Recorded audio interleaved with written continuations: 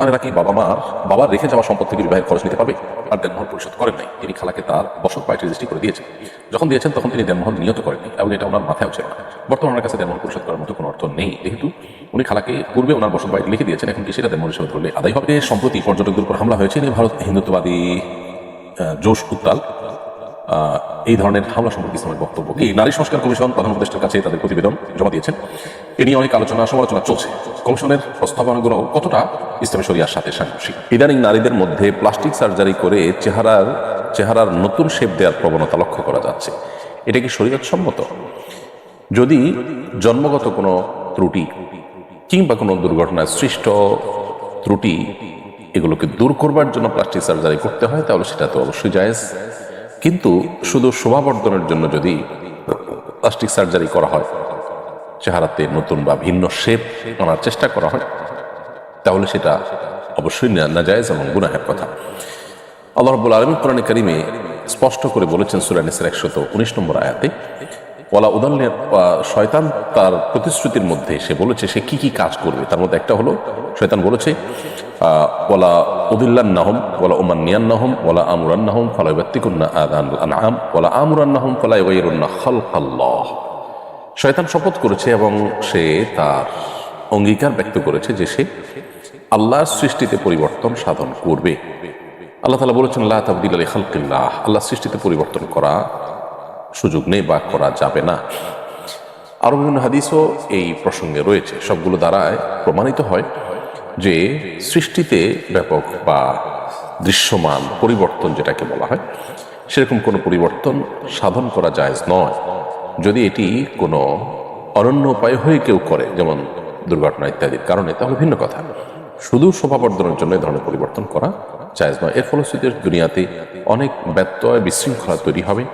আমরা জানি যে পৃথিবীতে এখন আধুনিক জ্ঞান বিজ্ঞানের উন্নতির এই সময়ে মানুষের কাছে অনেক অ্যাক্সেস আছে, যে অ্যাক্সেসগুলোর সবগুলোর ব্যবহার মানব সভ্যতাকেই বিলুপ্তির দিকে নিয়ে যেতে পারে, সমাজকে বিশৃঙ্খল পরিস্থিতির মধ্যে নিয়ে যেতে পারে। এরকম একটা পরিস্থিতিতে আমাদের দায়িত্বশীল অবস্থান গ্রহণ করাটা অনেক বেশি গুরুত্বপূর্ণ। এরপরে প্রশ্ন করেছেন সামিয়া সুলতানা রিনা, আপনি লিখেছেন অবিবাহিত সন্তানেরা কি বাবার রেখে যাওয়া সম্পদ থেকে বিবাহের খরচ নিতে পারবে? দেখুন, অবিবাহিত সন্তান যারা এখনো বিবাহ করেন নাই, এদিকে বাবা মারা গেছেন, বাবা মারা যাওয়ার পরে বাবার রেখে যাওয়া পরিত্যক্ত সম্পদ থেকে আগে ভাই বোনেরা বাবা বেঁচে থাকতে তার সম্পদে তারা বিয়ে করেছেন বা বাবা তাদের বিয়ে দিয়েছেন নিজের খরচে। এখন সেই অজুহাতে অবিবাহিত সন্তানরা বাবার মৃত্যুর পর পরিত্যক্ত সম্পদ থেকে নিজেরা বিয়ের খরচ নিতে পারবেন না। কারণ মানুষের মৃত্যুর পরপর সেই সম্পদের মালিকানা আর মৃত ব্যক্তির থাকে না। সেখানে মৃত ব্যক্তির ঋণ পরিশোধের জন্য যতটুকু সম্পদের প্রয়োজন ততটুকু, এর বাইরে ওসিয়ত করে থাকলে সেটা 1/3 পর্যন্ত কার্যকর হয়ে থাকে ততটুকু, এর বাইরে বাকি সম্পদ পুরাটুকুরই মালিকানা হল মূলত ওয়ারিসদের। অতএব এখানে এক সন্তান অবিবাহিত, তিনি বিয়ে করে সেখান থেকে যদি টাকা খরচ করেন, তাহলে সেক্ষেত্রে অন্যান্য যারা আছে, যারা এই সুযোগটা নিচ্ছে না বা এই টাকাটা তারা পাচ্ছে না, তারা কিন্তু বঞ্চিত হবে। এখন প্রশ্ন হলো যে আগের যে সমস্ত সন্তানরা বাবার সম্পদে বিয়ে করেছেন, বাবা তাদেরকে বিয়ে করিয়েছেন নিজের টাকায়, তো এখান থেকে তো এই সন্তান বঞ্চিত হলো। এর উত্তর হলো, কেউ জীবদ্দশায় তার সম্পদ থেকে কিছু যদি কাউকে দান করে, গিফট করে, উপহার দেয়, কারোর জন্য ব্যয় করে, খরচ করে, এটা একান্তই তার ব্যাপার এবং সে অধিকার তার আছে। অতএব বাবার বেঁচে থাকার সময় তিনি যা খরচ করবেন সেটা তার একান্ত ঐচ্ছিক বিষয়। তিনি কাকে দিবেন না, বা ছেলেদের মধ্যে কারোর ব্যাপারে প্রযোজ্য হয়েছে তাকে দিয়েছে, যার ব্যাপারে প্রযোজ্য হয় নাই তাকে দিতে পারেন নাই, সেটা ভিন্ন বিষয়। কিন্তু মৃত্যুর পর এটা তার থাকে না, এটা সবার হয়ে যায়। অতএব এখান থেকে একজন বিশেষভাবে সুবিধাটা নিতে পারবে না। এরপর প্রশ্ন হলো, সম্প্রতি নারী সংস্কার কমিশন প্রধান উপদেষ্টার কাছে তাদের প্রতিবেদন জমা দিয়েছেন। এ নিয়ে অনেক সমালোচনা চলছে। কমিশনের প্রস্তাবনাগুলো কতটা ইসলামী শরিয়ার সাথে সাংঘর্ষিক? দেখুন প্রিয় দর্শক, শুধুমাত্র ইসলামী শরিয়ার সাথে সাংঘর্ষিকই নয়, বরং বাংলাদেশে যত ধর্মের মানুষ বসবাস করে, মুসলিম ছাড়াও খ্রিস্টান, হিন্দু, বৌদ্ধ, অন্যান্য ধর্মাবলম্বী যারা আছে, তাদের প্রায় সবার ঐক্যমতে অনেকগুলো পয়েন্ট আছে এই প্রস্তাবনায়, এই সুপারিশনামায়, যেগুলোতে সকল ধর্মের মানুষই ভিন্নমত পোষণ করে। অর্থাৎ আমরা বলতে পারি যে যে সমস্ত বিষয়গুলোতে জাতীয় ঐক্য রয়েছে সে বিষয়গুলোর বিরুদ্ধেও এই তথাকথিত নারী সংস্কার কমিশন অবস্থান নিয়েছে। অতএব এটা শুধুমাত্র ইসলামের দৃষ্টিকোণ থেকে আপত্তিকর নয়, বরং সকল ধর্মের, আমরা অন্য ভাষায় বলতে পারি বাংলাদেশের প্রায় সব মানুষের চিন্তা, দর্শন এবং চেতনা, মানুষের মূল্যবোধ, মানুষের বিশ্বাস এবং মানুষের কৃষ্টি কালচারের বিরুদ্ধে অনেকগুলো পয়েন্ট রয়েছে। এর মধ্যে বেশ কিছু পয়েন্ট আছে যেগুলো শুধুমাত্র ধর্মীয় দৃষ্টিকোণ থেকে অযৌক্তিক নয়, সেগুলো বাস্তবিক দৃষ্টিকোণ থেকে অযৌক্তিক, সেগুলো লজ্জা, শরম, হায়া, যেগুলো একটা সমাজের জন্য খুবই প্রয়োজনীয় বিষয়, সেই সমস্ত দৃষ্টিকোণ থেকে অযৌক্তিক, নানা কারণে অযৌক্তিক। এর মধ্যে একটা হলো যে এখানে বলা হয়েছে, আপনারা ইতিমধ্যে জেনেছেন, বিবাহ বিচ্ছেদ এবং ভরণ পোষণের ক্ষেত্রে ধর্মীয় আইন, অর্থাৎ পারিবারিক বিধিবিধানের ক্ষেত্রে, পারিবারিক আইনের ক্ষেত্রে ধর্মীয় আইন অনুসরণ করলে নারীরা নাকি বৈষম্যের শিকার হন। এটা হলো ধর্মীয় আইনকে আসামের কাঠগড়া দাঁড় করানো। দেখুন, ধর্ম কখনো, বিশেষ করে ইসলাম, কখনো মানুষকে বৈষম্যের দিকে যেতে দেয় না, বৈষম্য বরং দূর করবার জন্য দিন এসেছে। আপনি যেটাকে বৈষম্য মনে করছেন সেটাই আসলে ইনসাফ, আর আপনি যেটাকে ইনসাফ মনে করছেন সেটাই হলো সবচেয়ে বড় বৈষম্য। যেমন উত্তরাধিকারে নারীর সমান অধিকারের দাবি এখানে করা হয়েছে। উত্তরাধিকারে নারীর সমান অধিকারের দাবি যখন করেছেন, একই সাথে এই দাবিও করতেন যে কোনো স্বামীকে আজ থেকে আর স্ত্রী কোনো ভরণ পোষণ দিতে হবে না, সেই মর্মে আইন করা হোক। এই সুপারিশও করা দরকার ছিল, যেহেতু একটা করেছেন আরেকটা কেন করেননি। খরচের বেলায় স্বামীকে সমস্ত ব্যবহারের দায়িত্ব দিবেন, আবার উত্তরাধিকার সম্পদ যখন ভাগ নেওয়ার বেলা আসবে তখন বলবেন যে নারীকে অর্ধেক দিতে হবে, ছেলেরা অর্ধেক পাবে। যৌক্তিকতা যদি বলেন তাহলে তো 100% ছেলেরা পাওয়ার কথা। সেখানে শরীয়ত ছেলে যা পাচ্ছে মেয়েকে তার অর্ধেক দিচ্ছে, তার উপরে কোনো ব্যবহার দেওয়া ছাড়া। আল্লাহর বিধানের উপরে আমরা নিজেদের যুক্তি বুদ্ধি দিয়ে যদি নতুন কোনো বিধিবিধান সেখানে সৃষ্টি করার চেষ্টা করি, সেটা হবে পাশ্চাত্যতা। প্রকৃত অর্থেই আমরা কখনো আল্লাহর বিধান থেকে অগ্রসর হতে পারবো না, অর্থাৎ তার চেয়ে আপডেটেড হওয়ার সুযোগ আমাদের থাকবে না। ঠিক একইভাবে বিবাহ, তালাক এবং উত্তরাধিকার আইনের অনেক বিষয় আছে যেগুলো বাহ্যিক দৃষ্টিকোণ থেকে দেখা যায় যে নারী বৈষম্যের শিকার হয়েছেন। আসলে নারী বৈষম্যের শিকার হন নাই।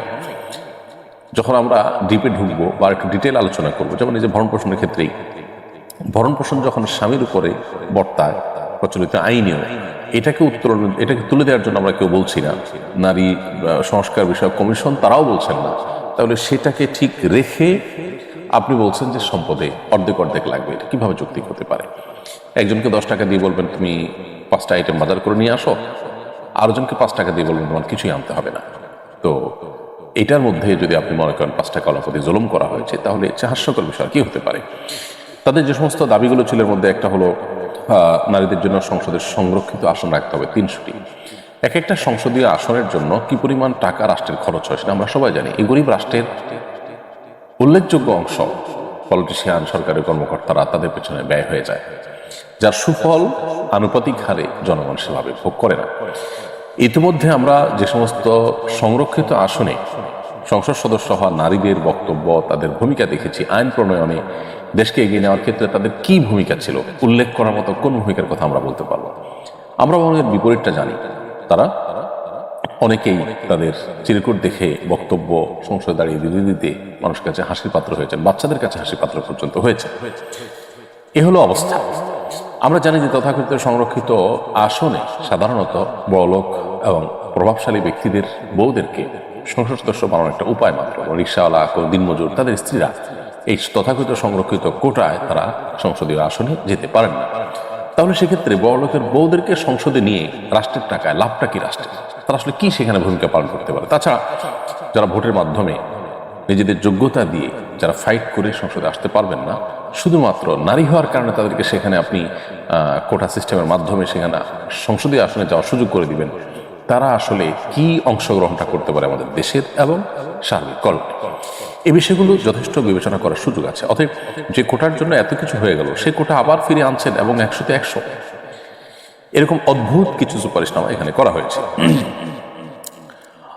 ঠিক একইভাবে অভিন্ন পারিবারিক আইনের প্রস্তাব দেওয়া হয়েছে। সকল ধর্মের মানুষের বিয়ে এবং বিচ্ছেদ সব নাকি এক সিস্টেমে হবে, এবং এ বিষয়ে আমি দেখেছি যে হিন্দু ধর্মাবলম্বীরাও প্রতিবাদ জানিয়েছে, তারাও এর সাথে দ্বিমত পোষণ করেছে, মুসলমানরা তো বটেই।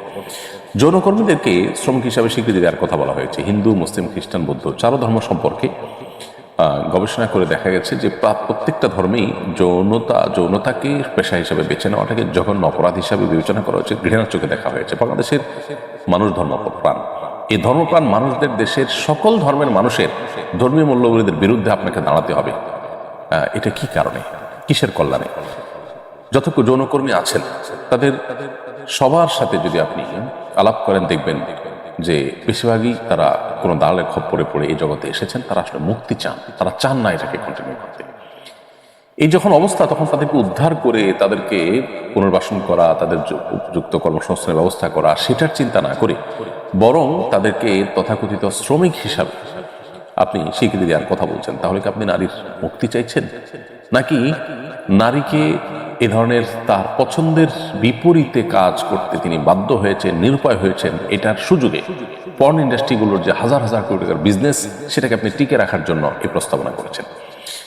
ঠিক একইভাবে বৈবাহিক ধর্ষণ নামের এই পশ্চিমা হাস্যকর চিন্তাকে আমাদের দেশে প্রবেশ করানোর চেষ্টা করা হয়েছে এবং সুপারিশনামা রয়েছে যে এটা যেন আইনে অন্তর্ভুক্ত করা হয় বৈবাহিক ধর্ষণকে। বৈবাহিক ধর্ষণ বলতে যেটা বোঝানো, স্বামী যদি স্ত্রীর সম্মতি ছাড়া তার সাথে শারীরিক সম্পর্ক করেন বা জোরাজুরি করে সম্পর্ক স্থাপন করেন, তাহলে সেটাকে বৈবাহিক ধর্ষণ হিসেবে দেখা হবে। প্রথম কথা হলো এটাকে প্রমাণ করার উপায়টা কি? সেখানে কোনো সাক্ষী প্রমাণ, কোনো তথ্য উপাত্ত, কোনো তথ্যচিত্র, কোনো কিছু উল্লেখ করার বা উপস্থাপন করার সুযোগ আছে আদালতে? দ্বিতীয় কথা হলো যে এর মাধ্যমে এমনিতেই ভঙ্গুর পরিবার ব্যবস্থাপনাকে আরো ভেঙে ফেলা হবে। কারণ স্ত্রীরা ঠুনকো অজুহাতে স্বামীদের বিরুদ্ধে ধরনের অজুহাত দিবে এবং তারা নানা কারণে হ্যাসেল এর মধ্যে ফেলবে স্বামীদেরকে। এবং ইতিমধ্যে আমাদের যে দাম্পত্য কলহ প্রচুর পরিমাণ বেড়েছে, সেটা আরো কত বেশি বেড়ে যাবে, ঘরে ঘরে গৃহযুদ্ধ হবে, সেটা বলার অপেক্ষা রাখে না। সবচেয়ে বড় কথা হলো স্বামী স্ত্রীর মধ্যে স্বামী স্ত্রী সুলভ মৃদু জোড়াজুড়ি, যেটা জুলুমের পর্যায়ে যায় না, সেটা সকল সমাজে গ্রহণযোগ্য। স্বামীর কাছ থেকে জোরাজুরি করে কিছু খেতে চাওয়া, বাহিরে ঘুরতে যাওয়া, এগুলো স্ত্রীর একরকম অধিকার মনে করা হয়। স্বামীরাও এই জোরাজুরিগুলোকে ভালোভাবেই নেন, এগুলো কি কেউ জুলুম হিসাবে দেখেন না। এগুলোর কারণে কি সেটাকে বৈবাহিক ডাকাতি বলবেন? তাহলে এ ধরনের হাস্যকর এবং পশ্চিমাদের কাছ থেকে যা পেয়েছেন তথাকথিত এই নারী সংস্কার কমিশনের সদস্যরা, সেটাকে দেশে হুবহু কপি পেস্ট করে দেওয়ার অপচেষ্টা করেছেন। নারীদের সম্পর্কে এই যে প্রস্তাবনা দেওয়া হয়েছে সংস্কারের নামে, এটা পুরোটাই হলো পশ্চিমা চিন্তাধারার জাস্ট একটা কপি পেস্ট ভার্সন, সেটাকে এখানে চাপিয়ে দেওয়ার অপচেষ্টা তারা করেছেন। এবং তাদের বেশভূষা, তাদের হাবভাব, তাদের ছবি, এটা দেখে পরিষ্কার বোঝা যাচ্ছিল বাংলাদেশের গ্রাম বাংলার সকল স্তরের, বিভিন্ন স্তরের যে নারীরা আছেন তাদের কোনো প্রতিনিধিত্ব এদের মধ্যে ছিল না। এদের চেহারা ছবি দেখে পরিষ্কার বোঝা যাচ্ছিল এর একটা বিশেষ শ্রেণী যারা ইসলাম মুসলমানদের বিরুদ্ধে সবসময় খোঁচাখোঁচিতে লিপ্ত। বরাবরই তারা পরিবার ব্যবস্থাপনাকে ভেঙে ধ্বংস করার জন্য তারা সচেষ্ট ছিল এবং তারা সেই কার্যক্রমটা এখনো চলমান রেখেছে।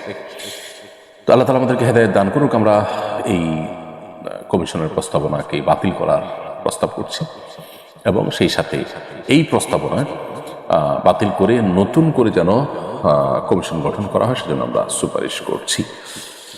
এরপর এমডি শাখাওয়াত আপনি লিখেছেন, আমার খালার দেনমোহর পরিশোধ করেন নাই। তিনি খালাকে তার বসত বাড়িটি রেজিস্ট্রি করে দিয়েছেন। যখন দিয়েছেন তখন তিনি দেনমোহর নিয়ত করেননি এবং এটা ওনার মাথায়ও ছিল না। বর্তমানে ওনার কাছে দেনমোহর পরিশোধ করার মতো কোনো অর্থ নেই, যেহেতু উনি খালাকে পূর্বে ওনার বসত বাড়িটি লিখে দিয়েছেন। এখন কি সেটা দেনমোহর হিসাবে ধরলে আদায় হবে? উত্তর হলো যে না, এটা দেনমোহর হিসাবে ধরলে এটা আদায় হবে না। তবে এটি যদি বুঝিয়ে না দিয়ে থাকেন, তাকে জাস্ট মুখে মুখে বলেছেন, তাহলে এখন দেনমোহর হিসাবে তিনি ধরতে পারেন। আর যদি তাকে এটা বুঝিয়ে দিয়ে থাকেন, হস্তান্তর হয়ে যায় বা তিনি এটা বুঝে নেন, তার দখলটা চলে যায়, তিনি এটার ভাড়া উত্তোলন করেন বা এটা থাকেন বা যেভাবে হোক তার দখলে চলে যায়, তাহলে সেক্ষেত্রে এইটাকে আর মোহর হিসাবে ধার্য করার সুযোগ নয়। কারণ এটা দান। আপনি কাউকে কিছু দিয়ে দিয়েছেন, দিয়ে দেওয়ার পর তিনি তা নিয়ে ফেলেছেন, হস্তগত হয়ে গেছে, হস্তান্তর কমপ্লিট হয়েছে, এরপর আপনি যদি বলেন যে তোমাকে এটা দিলাম, এটা এই পারপাসটা পরে নিয়ত করেছেন আপনি, তো এটা আসলে জায়েজ নয়। অতএব এভাবে মোহর হিসাবে সেটাকে ধরার সুযোগ নেই। তবে হ্যাঁ, মুখে বলেছেন, দখল বুঝিয়ে দেন নেই, তাহলে আপনার স্কোপ আছে এখনো সেটাকে আপনি মোহর হিসাবে গণ্য করা। এরপর প্রশ্ন হলো, কাশ্মীরে সম্প্রতি পর্যটকদের উপর হামলা হয়েছে নিয়ে ভারত হিন্দুত্ববাদী জোশ উত্তাল, এই ধরনের হামলা সম্পর্কে ইসলামের বক্তব্য কি? প্রথম কথা হলো যে এ ধরনের হামলা পরিকল্পিতভাবে মুসলমানদের উপরে দায় চাপানোর জন্য অথবা ভারতের যে ওয়াকফ আইন নিয়ে সারা দেশ উত্তাল হয়েছে সেটা বন্ধ করার জন্য কোনো রকম অপচেষ্টা গভর্নমেন্ট করছে কিনা সেটা অবশ্য বলা কঠিন। সেটা হওয়ার সম্ভাবনা খুব জোরালো। আবার একই সাথে এখানে দেশীয় এবং আন্তর্জাতিক নানাবিধ ষড়যন্ত্র চলমান আছে। ঠিক কোন কারণে বা কোথা থেকে এটা হয়েছে সেটা আল্লাহ তাআলাই ভালো জানেন একমাত্র। এটার একটা বিষয়। দ্বিতীয়ত হলো সেখানে হিন্দুত্ববাদীরা যেভাবে ইসলাম মুসলমানদের বিরুদ্ধে বিষোদ্গার করছে এবং মুসলমানদের নিধনে তারা আপনার অগ্রসর হয়ে আসছে, সেটার ফলশ্রুতিতে রীতিমতো এ অঞ্চলে যে অশান্তি বিরাজ করছে তার পরিপূর্ণ দায় তাদের। এবং যে পরিমাণ মসজিদ মাদ্রাসা তারা ভেঙেছে, যে পরিমাণ মুসলমানদের নিধন তারা করেছে, জুলুম তারা করেছে, তার জন্য অবশ্যই ভারতের হিন্দুত্ববাদ এটার দায় তারা বহন করে। অতএব এ ধরনের হামলা করে উদরপিণ্ডি বুদর ঘাড়ে চাপানোর যে প্রচেষ্টা তাদের মধ্যে আছে, সেই প্রচেষ্টা বোঝার জন্য বা সেটা বোঝার জন্য নতুন করে পণ্ডিত হওয়ার কোনো প্রয়োজন নেই।